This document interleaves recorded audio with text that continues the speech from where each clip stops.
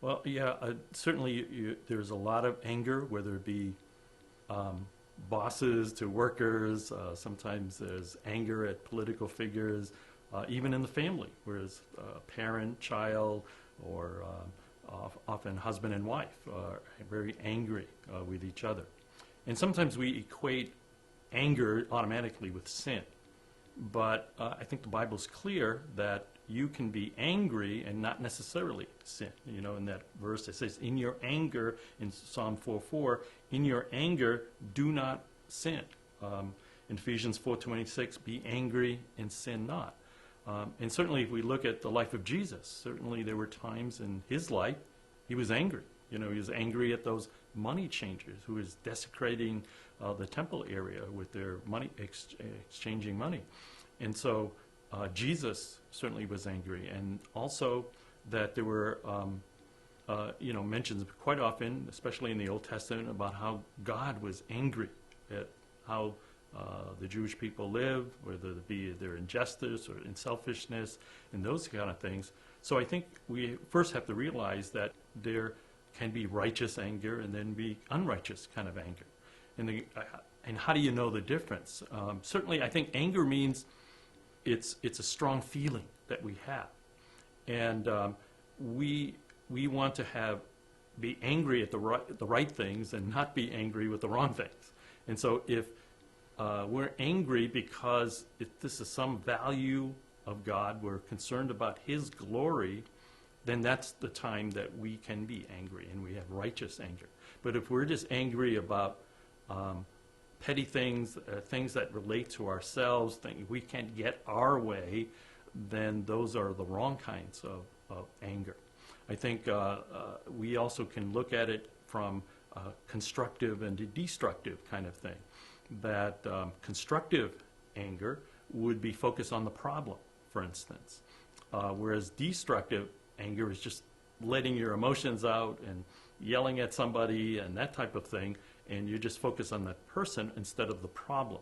And so I think, for instance, when I counsel people, husband and wife, I tell them, you have to be like where God says He's slow to anger. Yes, He gets angry, but He's slow to anger.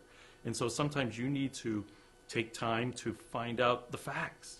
Just because somebody is late home for dinner and you made this wonderful dinner that you prepared and your husband is late, maybe you need to find out, why is he angry? Did he hit a traffic jam and all those kinds of things? And so the anger needs to be slow. You need to find out what's the problem. And sometimes you need to go out and to even reach out to that person and to try to be reconciled. The Bible talks to us about how we need to go to that person. We have something against a person. We need to go and try to talk to that person directly rather than assuming certain things and motives and that type of thing. And so righteous anger would be slow to anger. It would try to find out the facts. It would try to get things, try to square it away as soon as possible. And related to that would be that just the Bible says that don't let the sun go down in your anger. And so righteous anger would be short-lived, that it would not be a grudge, it wouldn't be turned into some bitter type of thing, but that you would seek to be reconciled to whoever you're having a dispute with, to try to work things out and work, try to be reconciled to that person.